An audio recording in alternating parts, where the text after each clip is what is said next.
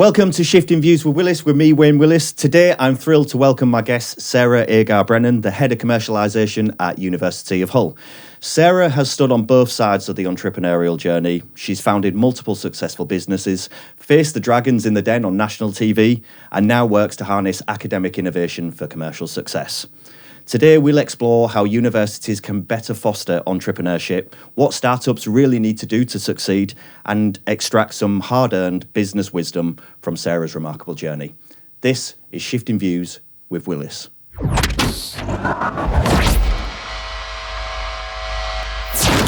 Okay, Sarah, welcome to the podcast. Thank you for having me. Great to have you here. We are going to get in later on to the whole Dragon's Den thing. Man. We're going to have to, because let's be honest, we all kind of want to know what's going on behind the scenes there and find out a bit about that. So we'll come to that later on. But right now, your focus is in university world, higher education world. It is. So you've transitioned kind of from entrepreneurship, business ownership, all that kind of thing, come into higher education. How have you seen entrepreneurship shift, or with your university hat on? Does it look different to you being in university rather than kind of being a business owner yourself? Yeah, I mean, well, my life, my journey, my entrepreneurship journey started when I was finishing university. Yeah. Back in the day, 1993, 1994, that was my journey. Yeah. So I guess that I'm really connected to that kind of university piece where you can kind of, it's never been a better time really to start a business if you're a student and graduate. Yeah. So I think how I've seen it change is it's so much more supportive and encouraged, whereas back in the day it probably wasn't so much. I think we've got a real culture, and especially universities, they're really supporting entrepreneurship and the journey you can go on whilst doing your degree, especially in that freelance space as well. Sure.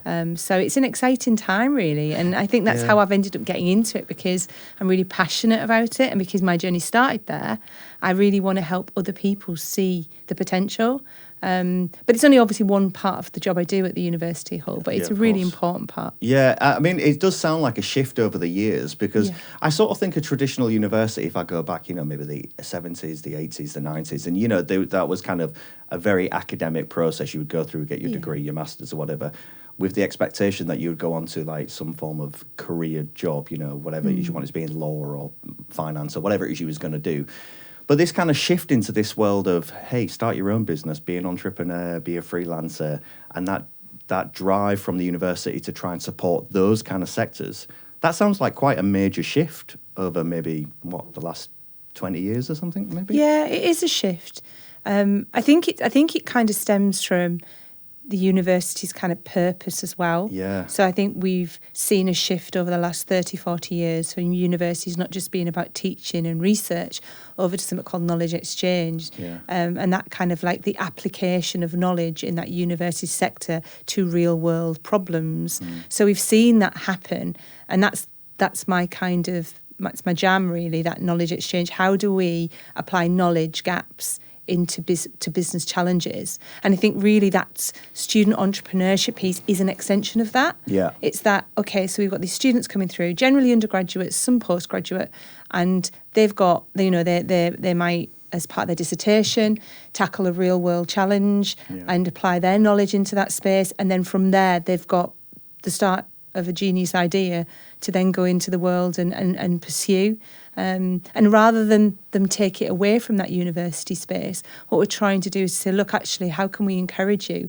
How can we help you to guide you? How can we apply that wider knowledge piece, those experts like the academics, like professional services, like myself? How can we help you accelerate this? Because really, that's what universities want to do. They want to see us solving real world problems and not just that research piece, not just keeping it contained in university space. Yeah, well, it leads nicely on, because I was going to really ask the key question I was going to say was, what is the purpose of a university now in 2025 versus what it traditionally is known as? And as you say, it's for researchers and, to achieve those kind of high academic qualifications to go into those very, I guess you would call lionized positions, big corporate roles and professional roles. But the world seems to have changed, society's changed, business has changed, politics has changed, everything's shifted. I guess universities have to have a real agility about them to kind of continue to have purpose in that sort of sense, to be able to continue to upgrade the offer according to what society, I suppose, is expecting. Yeah, we've got to be relevant, right? Yeah. And we are. You know, some more than others. I think the University of Hull has an edge in that regard. Yeah. It's very focused.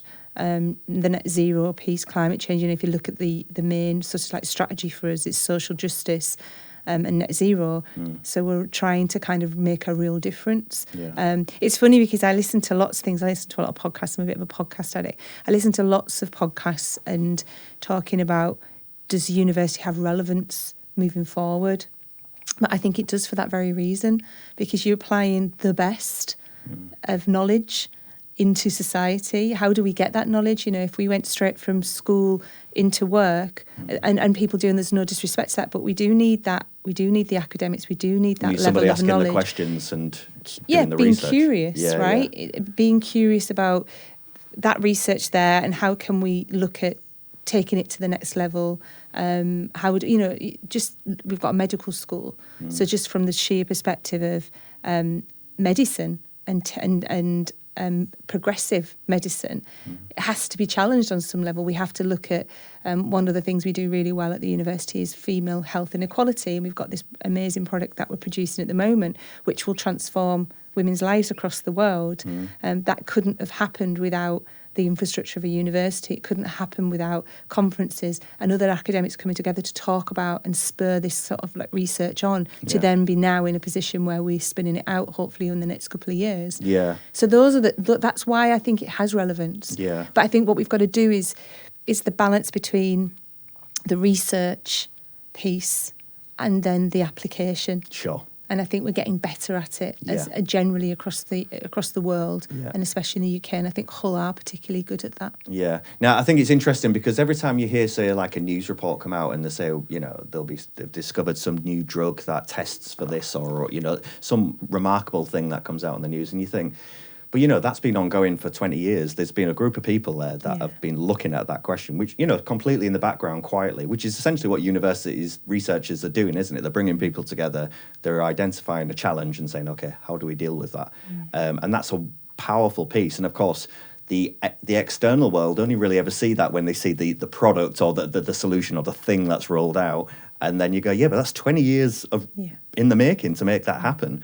So I suppose there's an argument to say maybe there needs to be a little bit more noise from the university sector in terms of stuff that they're doing or they're working on. That could be another way to sort of bridge the public perception of universities, which typically, you know, I think they would say it's a place you go to kind of get your, as I said earlier on, your higher degrees, to go and get those nice professions. And then there's some reports that kind of come about that overtake that output, you know, so you'll hear a lot of talk about the cost of education, or, you know, whether it's relevant to today's workforce and all that kind of stuff.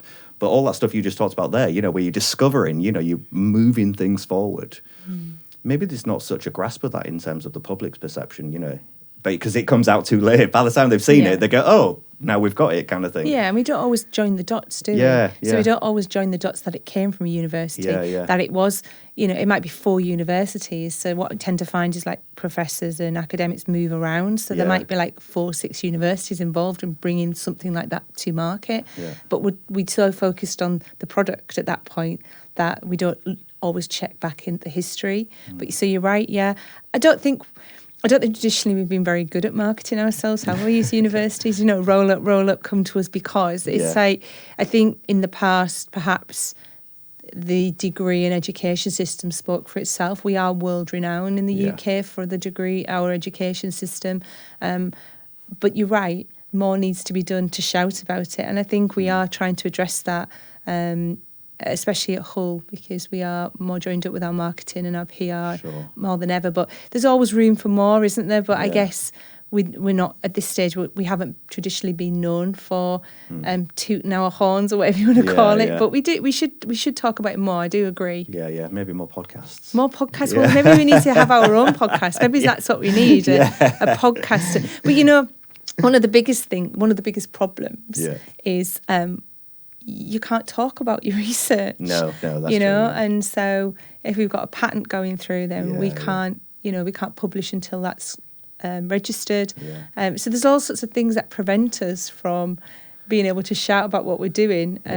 You know, notice how I was really quite vague about the health inequality. We've got lots of female health inequality. We've got lots of products we're bringing to market, but I couldn't talk about any one in detail at the minute. No, absolutely. And so at the point when I can, it will be bringing it to market. Yeah. So sure. I think that's another problem. We have to be quite generalised and not specific at times. Yeah. And given your role now in your remit as the head of commercialisation at the university, where do you see that heading? Where do you see the higher education sector heading in terms of thinking about entrepreneurship and thinking about business and commercial kind of outputs? Do you think there's much more scope for universities to be able to develop new revenue streams and new initiatives that are not traditionally set in the reliant on the student kind of teacher setup, achieving qualifications and getting people in and doing exams and all that stuff, but other outputs, perhaps commercialising R&D or things like that? Do you see that? What's the future of commercialisation, would you say, in higher education? And I mean, and I know I'm from Hull, but it isn't. The reason I've gone to Hull is because it's a really exciting time for us, because we are exploring those avenues. I think a lot of universities are. Some aren't. Some are still quite closed. But I think Hull are very open. So we've got a really strong consultancy arm to the I was saying business to the organisation now. So we have champions, knowledge exchange champions, academics across the university who want to get involved and apply their knowledge into businesses. And you can it's like a day rate, so you don't have to do massive long projects anymore. You can dip your toe in. You can as little as a day and up over. So I think that's one of the things we're not commoditizing, but we do have that commodity aspect to us now. We also do renting out our facilities and equipment as well. So if you're missing a critical piece of equipment in your business, you can use that at the University Hull in our labs or wherever. I mean, we've got Aura Innovation Centre as well, which is decked out with so much advanced manufacturing kit. So there's lots of ways you can use our services beyond the academic piece. I mean, obviously, what a lot of companies choose to do is to attach the academic side of things to it. So we might do some data analysis off the back of them hiring a piece of equipment. But we're very open to what that might look like at the moment. I think we are exploring other possibilities in terms of income revenue quite organically. Yeah, because I think it's just on a general level. I mean, you could say this for all universities, really, in terms of talking about earlier on, we were saying how the role of universities in education has evolved. I guess if you think of it as an organisation, you've kind of you've got the education piece, which is kind of educating the next kind of wave of people coming through, if you like. But then you're kind of like a think tank. You're an R&D centre. You're a producer of goods and services and materials. Maybe you're a consultant. So, there's lots of different arenas that you can go into. And I think I'm just wondering if more universities, like people that are in your role in other universities looking after commercialisation, are these some of the things that they're thinking about? Are you always having to think, what is the purpose of the institution, and what do we want the outputs to be for it to thrive and continue? Is that kind of one of the big things that you're always having to consider? Yeah, absolutely. I mean, we've got strategy. So we've just published our 5-year strategy, 25 to 30. So everything we do needs to be focused on our strategy as a university, which is very geared up towards supporting academic entrepreneurship, which is brilliant. I think all universities have that on their radar. I think it's down to priorities and resources. So I think some universities might be doing it better than others for that very reason. I think we all have our specialisms as well. So sometimes it's down to whatever your specialism is. So we could be more advanced in one area. For example, we are more advanced in net zero. We've got the Energy Institute. We've got Aura. So we've got a lot of prominent professors and academics in that space, which are hugely influential across the country and the world. So absolutely. Yeah, I just wonder in terms, because I'm thinking in terms of, the average Joe public, when they're watching the news or whatever, they'll hear certain lines, So a big one is tuition fees and the number of people going to university, international students, which is all affected by legislation and all sorts of factors that affect universities. And of course, you get vice chancellors going on the news saying, look, this is the problem we've got. We've got to balance this. We don't want to raise fees, but we're not getting people in. All of these different elements, which of course is one pot that has to be dealt with. But as an institution, I guess your role there is to try and find all of these other opportunities, almost be entrepreneurial with the organisation, I guess. That's kind of your job, I guess. Yeah, and our job in the knowledge exchange team, I'm in a bigger team. We call ourselves Knowledge Exchange, and it's the application of knowledge into real world and how we do that. And so that is a focus. It's not the main focus. Teaching will always be the main focus of a university. Research will always be the main focus of a university. But it is another focus that's coming in more and more. Yeah. And it's definitely more prominent. As you say, over the last 20, 30 years, it has been a shift. So I think more and more people are talking about that application of knowledge into the world, which is exciting. Yeah, absolutely. And I think that's why our team is there. We're not just randomly looking for revenue streams. We're looking for purposefully kind of creating revenue streams with the knowledge that we've already got and the products that are already there. Yeah. And we're just looking for ways in which we can integrate them better into society more than anything. Yeah, and advance things forward, make change, I guess. Every time, as we said earlier on, every time something new is released, some new piece of tech or a drug or whatever, a test or whatever it is, that's 20 years usually something in the making kind of thing. And once that's out, and then, of course, it becomes the normal way of life. We now have this thing that does this thing for us. But it takes a whole group of people to make that happen over a long period of time, doesn't it? Yeah, it does. And I think that tuition fee piece, that the elephant in the room, it seems like such a lot of money. Yeah. And I think that's fundamentally, but it's over 3 years generally. So if you break it down over 3 years, the access these students get to knowledge and subscriptions across the world is it's second to none. I've just recently finished my master's last couple of years, and I went back into education, formal education. I've always been a fan of education, but we're back into formal education in my last role, and I was blown away by how much it have evolved. And really, it is good value for money. I know both of my kids are at uni. One's just completed, another one's finishing his degree. They are coming out with a considerable amount of debt, but the way that's going to position them into society, into the working world, the way it's positioned my daughter already, you can't buy that. Well, you can buy that. You've bought it as education, but it is a huge investment. Yeah. And she wouldn't be where she is now without that. Yeah. There's something to be said about the rite of passage as well, isn't there? There is a culture side of being a student and going away to university and finding yourself and discovering, your interest in your politics maybe and, who you are, your identity. There's a whole piece around that. And I suppose it's one of those institutions as well. It's kind of like people being in the military or the police or something, where you kind of make connections and friends. And as you go through your business journey or whatever your career journey is, it's like 30 years later and you say, we met at university. That's there's a whole, it's almost like a big networking piece, isn't it? You're almost arming your circle, But I think it's done in a very genuine capacity. Oh, absolutely. You know what I mean? From a perspective of it's not, I'm a big believer in meeting people. I don't like the word networking, but meeting people and connecting with business people. And all my career, I've always made a point of connecting, but I try to connect on not wanting to sound deep, but on a deeper level than, hey, let's just exchange business cards or LinkedIn profiles. I really want to kind of understand what their purpose is and vice versa, what our whys are.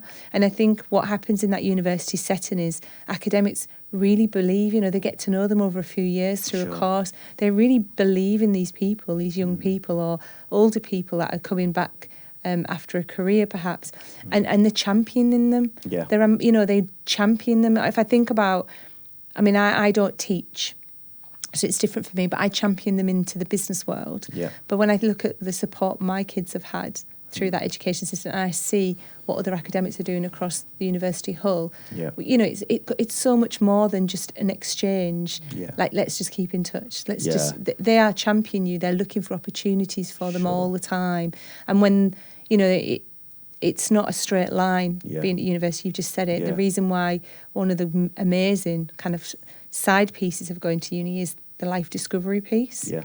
And it's not a straight line. So you can be up and you can be down. Well, academics, if they're teaching those kids and young people, they see that. Yeah. And they're with them on that journey. And so is the university in supporting them. There's so much more that goes on from student union, well-being, societies. There's so many things that support that journey and their kind of like life piece. Yeah. I sound like an advert right now. No, I don't mean to be, but I'm super passionate about the higher reason the reason education. I sort of bring it up is because obviously there's a conversation around universities, a conversation around higher education, and there's always that piece around value, isn't there? You know, and we hear it all the time. That is the elephant in the room. People are sort of saying, look, you know, should we go into university? As careers changed, as the world changed, do we need that academic process? All of that sort of stuff.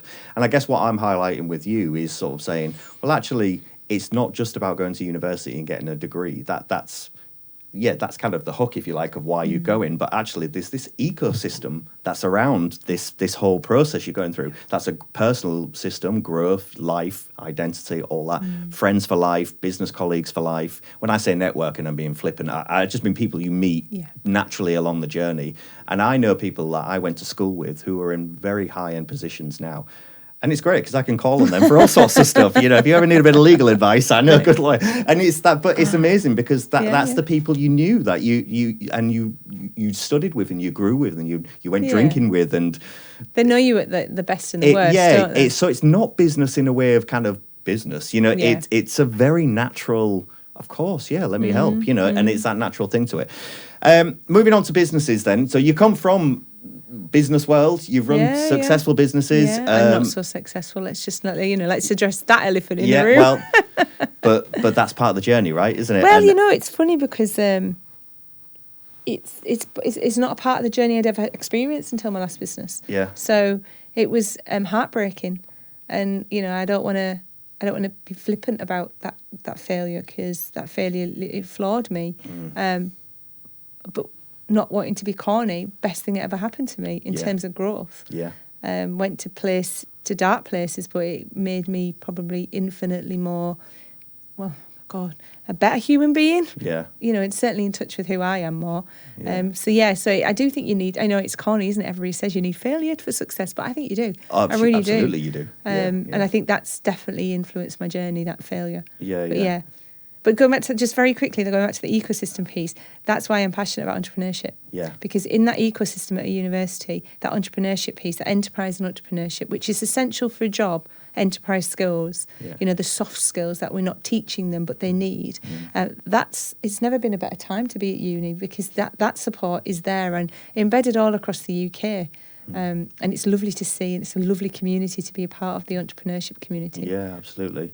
And so reflecting on your own journey through entrepreneurship, and you say there's been successes and failures, and that's kind of part of the journey. And I suppose that's half of what you're teaching a little bit, to people that are starting that journey. You're kind of arming them with the skills and the knowledge to be able to navigate what is a choppy course. It's not linear, is it? Entrepreneurship, it's a very upsy downsy. And I guess if you used to give any immediate advice to anyone looking to start a business is, be prepared. It's not as simple as, it's not simple. No. It's hard work and there will be lows, but it's how you're able to deal with those lows and use them to affect the next stage. Yeah, it's a stepping stone, isn't it? It is, and that's why your ecosystem is really important, right? Yeah. Because, you celebrate each other's successes, but you support each other through the lows. Yeah.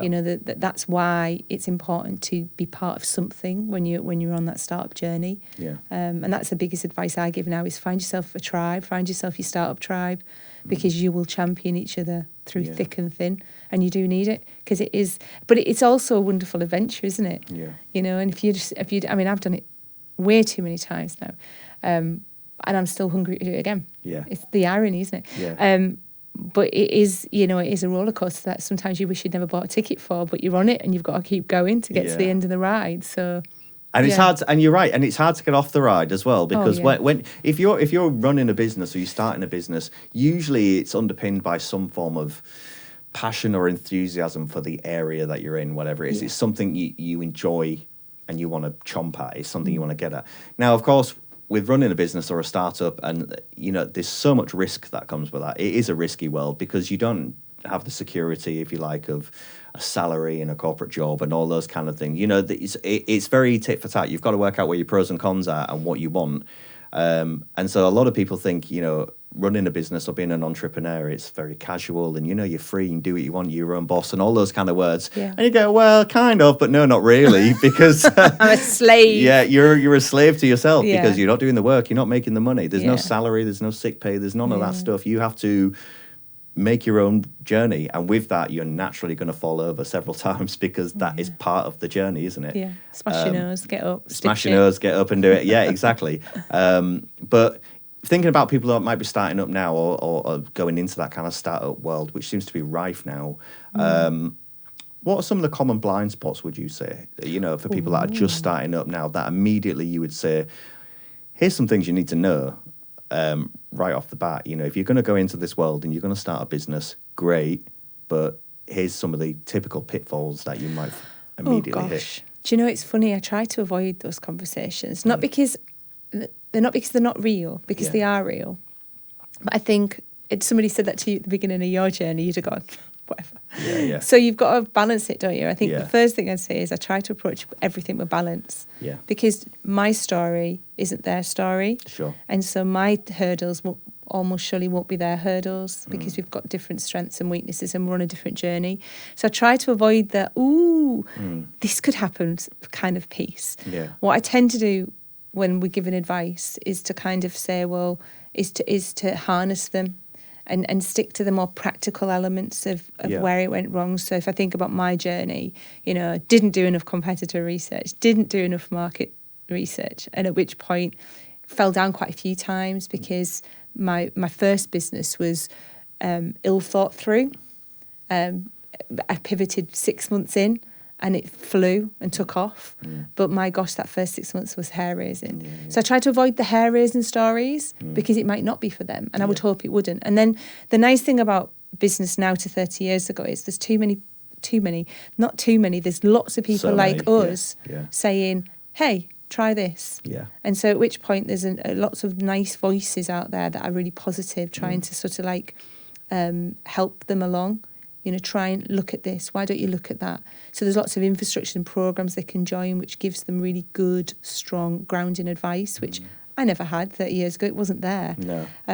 So some of the common problems, I guess, are that they are struggling with that one-man band piece, trying to do everything and prioritise. So they do everything badly and not prioritise. Yeah. Sometimes I think they go too wide, so they're always looking. So it's the age old, isn't it? Do one thing well, find your niche, start. I mean, gosh, I sound like a broken record, but it's so true. Yeah. You expand out. Yeah. And I think what I find with a lot of startup businesses, they go too broad because the product can and probably will appeal to lots of different target audiences over the years. Yeah. But where's your first one? So I think that's probably one of the biggest barriers, and I think I see happening a lot is that they go too broad and then they become their own barrier, because you can't imagine how you're going to carve out a market for yourself just doing one thing well. Yeah. But you do. Yeah. And you build it really quickly. Yeah. So that's I mean, there's loads, isn't there? Yeah. I mean, I probably suppose could, like 2-3 podcasts. Yeah. Oh, yeah. Absolutely. Yeah. I mean, and it's certainly not a podcast on how to be a startup, but I think it's to tie it back into kind of the university and what you're doing at the university. As we said at the start of the pod, we are in a world now of startups, freelancers. We are in a much more entrepreneurial world. The internet has kind of created that, basically. It's enabled that to happen, hasn't it? And then, of course, we've had the lockdown period and COVID and all that. And post that, there's been this much more shift in kind of work-life balance. And actually, do you know what? I want to try something new. I want to career transition, which I guess is a great area, another opportunity where universities can really step in, especially for those that have been in careers for a long period of time and said, you know what, I want an opportunity to try something new. Universities are a nice bridge between there, aren't they? Those that are transitioning, into something new. And especially if you've come from a career. I mean, there's never a better time to start the hustle when you're at university, regardless of your age, because you're in that space, you're finding your tribe anywhere, and there's a huge support network in most universities for entrepreneurship, to experiment, grants, connectivity, all sorts of things, opportunity that you couldn't possibly get outside that system. Yeah. So and it doesn't really matter whether you are younger or older coming into that space, that ecosystem exists. But I do think if you have had some experience in the world and you are coming back into the education system, having done that myself, you see a lot more opportunity. Sure. You know, there is a lot more opportunity there because you can see it, because you can recognise it quicker, because you know potentially the hurdles that you've had in the workplace, or you know the problems that the workplace is having in a particular area that you're potentially passionate about, and then you have a eureka moment of, oh, we could solve it through this. So it's a phenomenal time to kind of explore starting up a business for many reasons. But one of the biggest ones is probably the fact that you're surrounded by academics who are super intelligent, who have got their finger on the pulse internationally in that particular chosen area that you're going into. Yeah, and also access to stuff. I can say this, you probably can't say this, but I can say this, have formerly been in that world. If you're in a university ecosystem, so if you have a university email address, it gives you so much more access to things. There's no doubt about it. It opens doors. It does. And I don't just mean like, like in a salesy way or whatever. I mean, it actually gives you connections because people are much more open to receiving something from a university or a university student saying, look, I'm working on this. I need some advice on this. I'm looking for whatever. And people will answer that. I've seen it 1,000 times and I used it 1,000 times. But also, it's also great for, I mean, going back to sort of tuition fees and value and all that kind of stuff, a university email address, you can get access to so much stuff. Oh, yeah. At, fractions of the price of what you do in the commercial world, because most of the big infrastructure stuff has a student element to it. And I can tell you, coming from music and production and things like that, stuff that was costing much more commercially was costing much less at a university level when you was getting there. So, I'm giving very practical stuff here, but when you talk, I think these are important because you're sort of saying, when you're talking about what do you get as a student, why should I go to university? Well, you get the education, you get access to the researchers, you get access to the knowledge, and you have this massive infrastructure that's sat underneath you. But also, there's a lot of perks to being a student. And if you wanted to count up some of that stuff, you'll start seeing value pay dividends very quickly. Well, if you think about what happens in a business, generally speaking, you might spend a couple of years exploring something, especially if you're creating a product. Yeah. It's rarely that you can, I mean, I have done it where I've done it in a year, but I've been on it. Whereas in a university setting, you might take 2 or 3 years to explore something. Yeah. And at which point, you test assumptions, okay? Well, you don't want to be paying huge license fees to test assumptions, right? No. And we would be in the commercial world, you're right. And when we talk about what are those barriers, some of those barriers are license fees. Yeah, sure. And so at which point, in the university sector, we have student licenses. Yeah. So at which point they're infinitely cheaper. Students get access to them for free, and they can test their assumptions. Now they can't commercially trade, but then they don't not necessarily want to commercially trade at that point. No, because what you're doing is you're establishing: have I got a business here? Yeah. Is there something I can do with this? Yeah. And then you're in a position to start making those investments in things because you're like, there's return on this. I can see that. But there is something quite powerful about having 3 or 4 years on a campus or in a university somewhere, and being able to pivot your business, try things out, actually this is not going to work, the direction's wrong here, get as much advice under the sun, probably talk to any commercial leader you wanted to because you've got the power of the university to access that.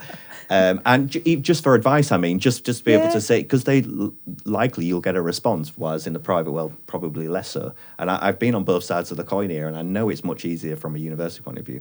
So as you say, it's a great ecosystem, going back to the enterprise piece, the entrepreneurship piece.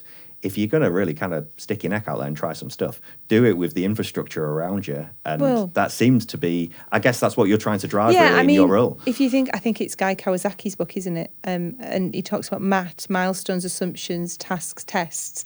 If you think about that cycle, you can literally stay in that cycle in the university environment quite safely. And quite spectacularly in terms of continuing to set yourself milestones and assumptions and then testing it, actioning it, and until you find the right formula. And it's a really good opportunity. And I think that's why it's really good, because being in that university environment and experimenting in that entrepreneurship space is because you tend to, especially if you're doing it around your degree and your research, you tend to have a lot of assumptions that you need to test. Sure. So that's why it's a really great environment to do that in. Yeah. And when you're down, or it's not going, or you test an assumption and it doesn't work, there's always somebody around you to pick you back up. I mean, I can't remember the statistics now, but statistically, so many people kind of bail on themselves in that first couple of years because they go, do you know what, it didn't work. Yeah. And actually there wasn't a voice there going, but it can work. Yeah. Whereas in the university environment, especially through our team, there's a voice going, no, keep going, it'll work. Yeah. You just got to you find another assumption. Pivot, we call it pivoting, don't we? But, test another assumption. But what's interesting as well is that a lot of startups, I mean, let's be honest, there's lots and lots of startups that happen, and lots of startups fail. They don't make it past the first year. But, for that exact reason, because, the direction they've gone in is wrong. Maybe they haven't got the funding. Maybe they don't have the capital or whatever. There's lots of reasons why things don't succeed, and it's just not meant to be. And typically those people will go and start something new, and, because they've got the bug for it, and they'll evolve it. They'll learn from the failure, so to speak, and they'll move it forward. But I think if you're going to start a business and you're going to say, look, I'm going to make my own way and I'm going to start something new, I guess the advice is really you need as much infrastructure around you as possible at the start. If you get as many people around you, get as much infrastructure and, backing as you can, because that's going to help you in those first years. Yeah. And that's why if you go into university, that's probably the best point, as you're saying. That's your starting point to say, well, I'm here. I'm in a safe space, so to speak. Yeah, and you're right. There's lots of people willing to support. Yeah. There's a lot of, we work with a lot of organisations locally that have got, business people in their organisation that are prepared to give back. And give advice and mentor, for want of a better word. Yeah, sure. And so I think you're right. I think there is a power to being in that university environment. Ignore the seagulls. You might be able to. I know, it's fantastic though. I love it. I was in Hornsey yesterday. It literally sounds like they're just literally they are literally just on the roof. On top of the roof. No, I agree. And also the other thing I would say is, I do some teaching at the university, and I know lots of professionals in various industries that go back and they teach and they guest speak and they do workshops and all that kind of stuff. That's another strong area, because you're bringing people in all the time, aren't you, from all different worlds. We do. And they're coming in and saying, look, this was my journey, this is how it's worked for me, here's all the things you need to know, and they'll just give you that information, which is you can't buy that, can you? No, you can't, and it's done really genuinely, and that's how I got into higher education. Like 15 years ago, I just started giving back. I started talking about my journey, and my journey started as a student trying to set up a business back at Teesside Uni in 1993, and so and it's not that we want to vainly share a story, but I think what happens is you want to share your story because you want to say, well, you can do it too. Yeah. Listen to what we did. Don't, it's funny because you were talking then about, there's this, like, all these people around you that can help you. But at the same time, I try to balance my advice when I'm doing this work to say, well, you've also got to sometimes drown out some voices. Yeah. So, everybody wants to give you advice. Yeah. And that goes back to that Dragon's Den piece. Yeah. And I think you get caught out in that investment space with thinking that they know better. Yeah. And one of the biggest lessons I've learned over the last probably 10 years is you need to stay at the helm. You can bring people onto the deck, you can listen to their advice, but ultimately you need to steer the ship yourself. Yeah. And what we tend to do is we let go, thinking somebody else might know better because they've got more experience or they've done it. And I think you can, there are lots of people who've done incredibly well, far better than I have done in business.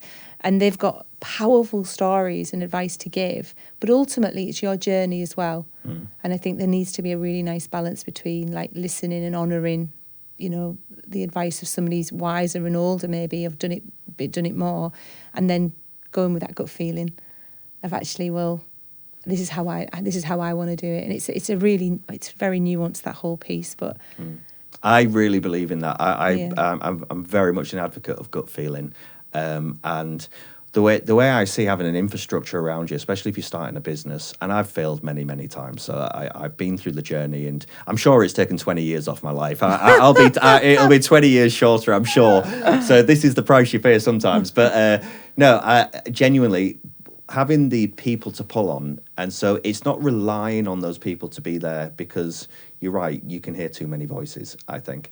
But having that someone there to say, does this look right to you? Or what do you think about this? Or I'm trying this. What's immediate? Kind of testing reactions, testing does this sound like something that will fly? And then it still comes back to you to make that decision. You're still a decision maker, right? And you're still the captain of your ship. And the one thing we try to say in the innovation world I work in, when we go to talk to sort of big legacy businesses, we try to say to them, you kind of have to set your own path. You're in a position to do it because you're a big business, But for startups, it's the same thing. You have to set your own path. Don't try and copy. Don't try and be someone else. Don't say they did that, so I'm going to do that. Because their story is different. Yeah. And the experiences they saw, the things they came across, probably aren't the same as what you're going to see. Exactly. And you have to so you have to just be true to yourself, right? Yeah, and I think cloning, it's a thing, right? Yeah.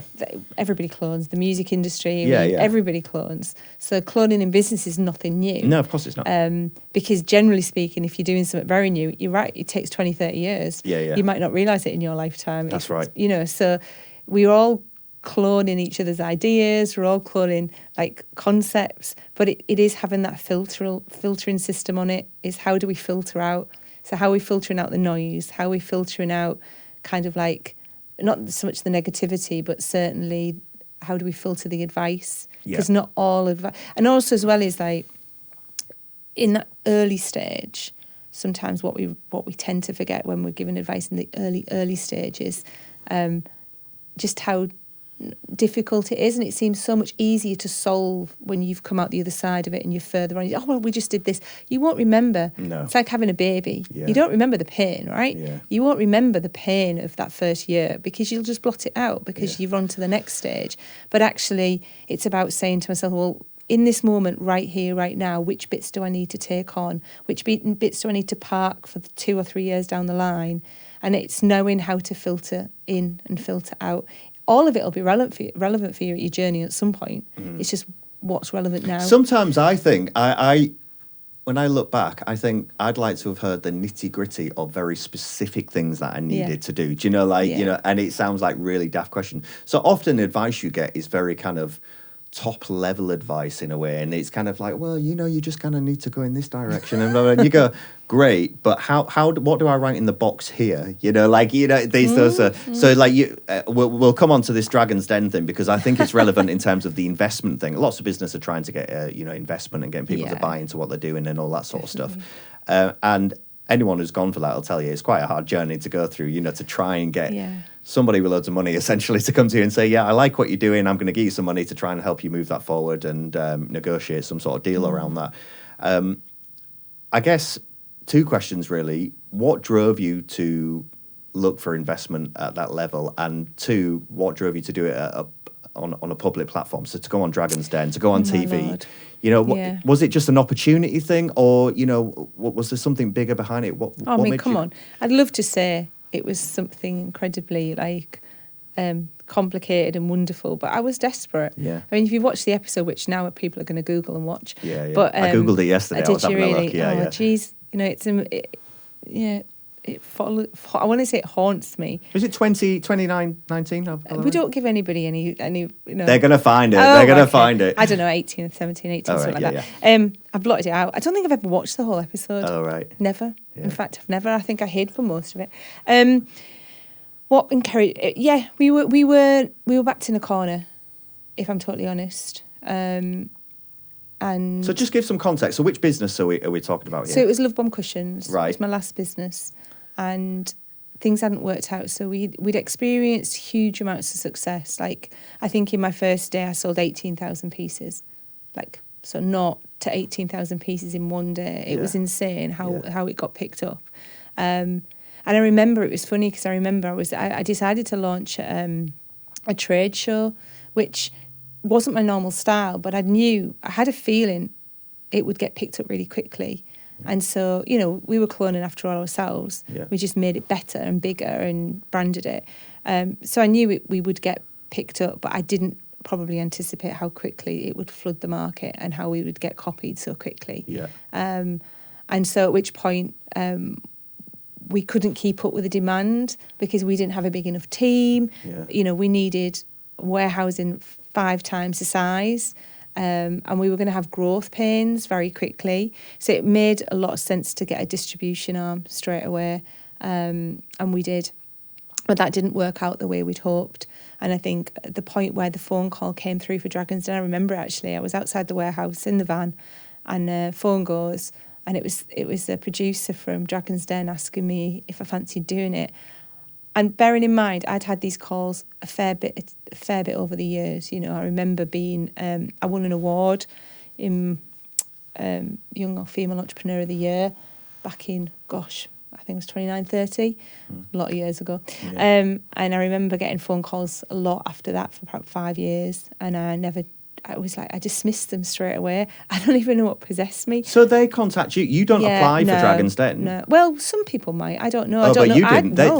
So the BBC contacted you and sort of said, I like your journey. Yeah. Do you want to... I don't even know if they knew my story. I'm very private, believe it or not. It's ironic because when I told people that I'm doing Dragon's Den, if anybody knows me, it's the polar opposite of who I am. Yeah, sure. Like, I'm the person who doesn't shout, realistically. And so then to do Dragon's Den was like, what? Huh? Why is she doing that? But they caught me on a day where I think we knew, I don't want to say we needed a miracle, but we knew we were taking back on the distribution. We knew we needed bigger premises. We knew we needed more sales outlets. And we knew we needed to take that on ourselves because we'd been in the hands of somebody else. Sure. And I think it just provided us with an opportunity. That's how I saw it. So I think the conversation went, go on then. Yeah. And I think I was in Manchester within the week. Right. And we went through a bit of the early stage diligence, and then I did they do a camera kind of test. Yeah. So, and within the week I was over in Manchester doing my camera test. Gosh. It's towards the end of the series as well. So I think there were, it got pushed through because of that. But what possessed me, I don't know. I was having a moment of madness and everybody around me went, "You doing what?" Yeah. And I think as well, looking back now, it was a great experience. One I don't regret, even though the business didn't work out. I don't regret doing it because everything teaches you, doesn't it? Of course, but I do think I did it because looking back now, on a business level, I was lost. Yeah. I couldn't, you can say that, after reflection. Of course, it's been in hindsight. 6 years since the business went under, so I can, 7 years I think it is now. I can look back now and go, actually, I was lost. And I think and those are the dangers I talk about a lot. Yeah. Like when you're lost and you think somebody else knows the answer. Yeah. And I think really what I was getting into by going on Dragon's Den was somebody else was going to help me find my answer. Yeah. And as corny as it sounds, listen, boys and girls, only you have your answers, because that's the problem, isn't it? Yeah. We get lost in business. And even the best business people will tell you at times they don't know which way to turn. Yeah. And that phone call came in at the point where I didn't know which way to turn. And it felt like a good turn, so I took it. Okay, so the process for the Dragon's Den journey, we won't go too much into this, but just in a short part, so you've had the due diligence, you go into filming, all that kind of stuff. When you're doing the pitch and you're on the TV in front of those people, is it as quick as we see it? Or I heard it was actually hours you're in there doing stuff. I don't think it's hours. I suppose it varies from... I think the preparation around you might take time. Yeah. But I think when you go through the door... I mean, obviously it's not as quick as is it 10 minutes on... Something like that. Yeah, I think it's... With all the feedback. Yeah, it's really nice because since I've been out of that space, I've deleted it from my memory. I don't even think I've watched the whole programme, which is a shame. And maybe one day I will, but I think maybe... I don't know why I've never watched it. Probably confidence, seeing myself. A lot of people say I came across quite well. Yeah. But it looks terrifying to me. I mean, I do watch it. I do watch it, and I think... But you know what's wonderful about it is when I do workshops and things like that, I always include some form of element of pitching or Dragon's Den vibe in a workshop, because I think there's something quite powerful about being able to articulate something quickly and put across and say, look, this is my idea. This is why I think it's valuable. This is how I want to take it forward. What do you think? And there's something, and then being able to answer the questions, and lots of people that I've worked with really struggle with getting across their ideas, and that's going to be important if you're going to start a business. You're going to need to say, well, what is it? Where do you add value? And I'd never pitched until Dragon's Den. Yeah, I'd always waffled. Looking back now, honestly, I don't regret anything that happened, and it was one of the best things that happened to me. That whole kind of piece, from the start of it to having such success, to going on Dragon's Den, to then it concluding. it definitely was something I'm really proud of now when I look back, because it was a journey and a half. It happened so quickly as well. It was like 5 years. But it was an amazing journey. But one of the biggest things I got out of it was learning to pitch, learning to talk more concisely. You know, I was the typical lots of words, make something happen, sell something, as opposed to what's my problem, what's my solution, why am I the solution? And one thing that came out of Dragon's Den was that, and the beautiful, and and I'd never tell anybody not to do it, because you don't know when you're in that moment when the phone goes and somebody asks you to do it, what your circumstances are. So I'd never say not do it. What I would say to them is embrace the opportunity that it presents yourself, because the support you get through the process is phenomenal. You know, from start to finish, it's very nurturing. What happened with me is I ended up doing a bit of a expose in my life, which my son died 24 years this week, ironically. Born yesterday, died on the 2nd of May. Didn't really talk about it in my business career because it wasn't relevant, although it kind of meant one of my businesses did end up kind of like not closing, but I think a couple of my business, I closed a couple down and then I wound one up because my heart wasn't in business anymore at the time. I never even declared it to the producers. It wasn't something that was relevant, I thought. But then when I got pushed on the programme, it came out. And I think I was pretty traumatised that I'd chosen to share that with 4 million people rather than just share it generally. And it wasn't a story I talked about my grief and my loss, because I ran my business through it and I powered through. And I know, I've got 2 living children, and I had to focus on that. So that came out, which was, oh man, it was like one of those moments where you look back now and you go, geez Louise, like the polar opposite of who I am. So my dad was like, so you choose not to tell people, and then you go and tell people, Sarah. He goes, what made you do that? And you don't, and that's what happens in that programme. But the care afterwards was there, you know, because I was really shocked that I'd said it. They knew I hadn't declared it, and they were really good for me. The thing is, though, because business is, you know, if you're starting your own thing, it is personal, isn't it? It is a personal journey. And people often say it's not business, it's personal. It's not personal, it's business. But it is personal if it's your own thing. And you never sometimes know what's driving it, and it might be, you know, experiences from your own life, or maybe some form of trauma or some experience you had, or whatever it is, and that's always kind of sat underneath it. It's not something you talk about because it's your thing, right? But then sometimes, you know, when you're in those situations, you know, maybe as in your experience, that kind of just comes out, and you say, maybe that's the reality. You know, actually, this was what's driven me to this point. You know, this is what's caused some businesses to do well, some businesses to close. You know, actually, your personal life does affect your business journey somewhat. Oh my God, it's everything. It's everything. And not wanting to be disrespectful, but as a woman, if you want to have a family whilst having a business, then you have to take your family into that business with you, because it's not as straightforward as I'm going to work these days and I'm going to be off these days, because it, like you said at the very beginning, it's like it's a roller coaster, and you don't really know when you've got the ticket for the up bits or the down bits. That's right. Your family go along with you. You know, my husband's got, you know, nerves of steel to be doing this with me. He's a patient man, because I've taken us all over the place with my businesses over the years. But I do think that you can't separate it off. You know, but one of the biggest things I've learned is we don't always know what's motivating us, do we? No. Like, I look back now and I can see why I went on Dragon's Den, but at the time I couldn't. I can see why I went into business when I was 21. Hindsight's a wonderful thing. Yeah, isn't it? because I thought, that's the thing. I mean, really, it goes back to my confidence. I thought I was unemployable back then. So I thought, well, I've got to do my own thing because nobody's going to employ me. And obviously that entrepreneurship piece is in my blood from probably the age of about 12. So really, I just wanted to get out in the world and do something. But now I look back on why it was there, and I think really deep down I thought, nobody's going to employ me. I've got to make my own way in this world. So there's all, and we don't know, do we? At the time, none of us know what we're motivated to be and do. And like I said, that's what happened with Dragon's Den. I didn't know really that was going to come out. I'm not embarrassed about it. It's no, part absolutely of not. life, I think if anybody got the phone call but not just TV or Dragon's Den or whatever, but any investor, if anyone kind of reaches out to you and says, look, I'm interested in your business, or I think there's something about it, do you want to come and tell me about it? I would be jumping on that opportunity just for the experience of, you know, kind of refining what it is. It's almost telling yourself, pitching to yourself, well, what do we do? How are we adding value? Why should I be doing what I'm doing?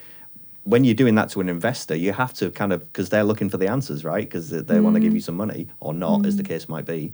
But for you, I think sometimes you need to reorganize yourself. As you say, sometimes you can't see the wood for the trees. Yeah. And you need to tell yourself, okay, what are we doing? Where are we going?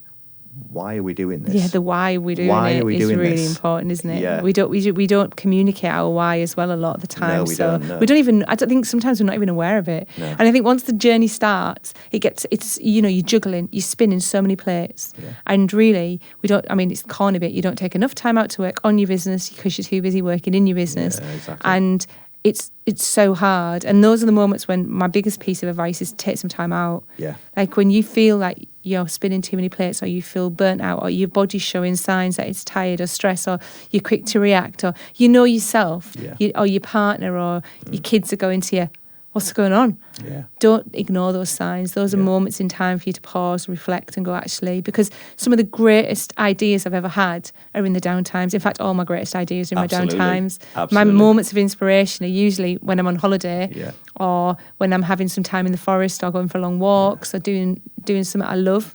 Yeah, those are when the genius moments happen. And I think this is, just circling back to the university thing, and we'll come to a close because I realise we've been running for ages, but I could keep talking to you about this stuff for ages because there's just so much interesting stuff. There's so many stories that I've kind of got in my head. But I've started on all the stories as well. I've only talked about one. I know, this is it. but the thing is, because you've been on such a journey, you've been through so many different businesses, you've seen the highs, you've seen the lows, you're now in the higher education sector, and you're trying to drive entrepreneurship, you're trying to drive enterprise, not just for the university that you're working for, but the people that are using the university, the students, the staff, the businesses that you're collaborating with. There's this whole ecosystem that's happening. And I think what adds value to what the role that you're doing is obviously you've been there, you've done it, you've seen it, and you're kind of bringing all of that baggage almost with you to say, look, there's a lot of stuff here that we can be exploring. So coming back to universities now, what's exciting you most about the future? So from a university point of view, but maybe from a business and entrepreneurship point of view, where do you see things going, and what kind of gets you out of bed in the morning? What's exciting? Oh, that's a good one. Getting me out of bed. Well, there's a risk appetite. Yeah. That I think I've not seen before in a university environment. I think Hull especially, they're not risk averse. So, which is exciting. Yeah. Especially for people unusual. Like me. It sounds unusual. It is for quite universities. unusual. Yeah. I think we've got a really great. I think we've got really great people in position, which are championing this kind of entrepreneurial kind of piece. So I think that's definitely there. I very rarely hear no's for the sake of no's. There's always very good reason, and reflecting, we can go, actually, there's better ways to do this. So I think that's one of the things that gets me out of bed. Yeah, is because I know we can make a difference. And so making a difference is the other thing that gets me out of bed. Yeah. Is that, well, actually today is the day we could end up getting that business to millions of women across the world and saving lives. Yeah. So actually keep going, because one day we will. And I think that kind of entrepreneur in me, which is why it's such a really good blend. And they've taken a risk bringing in a business person into this role. Traditionally, I don't know many people who've had this level of career and gone into the higher education. It's very telling that, though, isn't it? From a university point of view, because it's sort of the direction of where universities are going. So they've come to you, obviously, because of what you've done in business and your history in that world. And they're bringing you into their environment, which says something about the direction the university are pushing towards, right? The driving I think so, enterprise. Yeah, but I do think it perhaps is quite unique to the University of Hull as well. I think they're very, very pro kind of change and making things happen, and so doing things differently. So then that's what I love about it. They're not, they're not scared to be challenged or questions to be asked. Should we do it this way? Could we do it a different way? And they're really interested in that kind of application of industry knowledge and expertise. And I guess what that does is it shortcuts the journey, doesn't it? So instead of going along a few different paths that might not be right, by bringing together my expertise and everybody else's, because there's some really powerful kind of people in that space at the University of Hull with huge amounts of experience in that spin-out world. We come together as that, with everybody brings something unique to that space, and we end up doing something quite brilliant, hopefully. That's amazing. So thinking about entrepreneurship then, so parting advice, if there's a student within the campus or somebody you're working with external to campus, and they're thinking, look, I want to go on this journey, I want to build something myself, this is my idea, where I want to take it. Is there any initial advice or first piece of what would you like them to take away? People listening to this, if they're thinking about going on that entrepreneurship get in journey? touch. Yeah. Get in touch. Yeah, First of all, start up at hull.ac.uk. Get in touch with us. Have a go. Join in. See where the journey takes you. It's not a straight path. It's not a straight, go along here and you'll get to here. It's a beautiful journey that takes you through very many winding kind of bends and roads and zigzags. Let's go on it together, really. Yeah. I'd say get in touch, give it a go. Never been a better time than when you're at uni. And that includes staff, students and graduates. Yeah. So startup at hull.ac.uk. If you're in the startup world, you're thinking entrepreneurship, you've got an idea, there's something you want to push, look for advice, is what we're saying. Like, there is advice there. There's an infrastructure there. There's an ecosystem that can help you. And you can use and as much or little of it as you want to use, but it's there. It's available. Yeah. And I can tell you, having been in lots of businesses over the years, you need that stuff around you. Sometimes you just need to be able to ask those questions, access that resource, get that bit of feedback, and it's amazing what you can do with it. It's never been a better time, because over the many years that didn't exist. When you were starting, that stuff wasn't around, exist. Right? There's so much of it now. So startup at hull.ac.uk. Go check that out. Sarah Agar-Brennan, thank you so much for coming on the podcast. This has been so interesting. I could keep talking to you forever, but we can't, because we have to wrap it. I know. So people get bored. Yeah, maybe we'll do another one. I'm sure. Let's do another one, part 2. Yeah, absolutely. Nice to have you. Thank you very much. Thank you.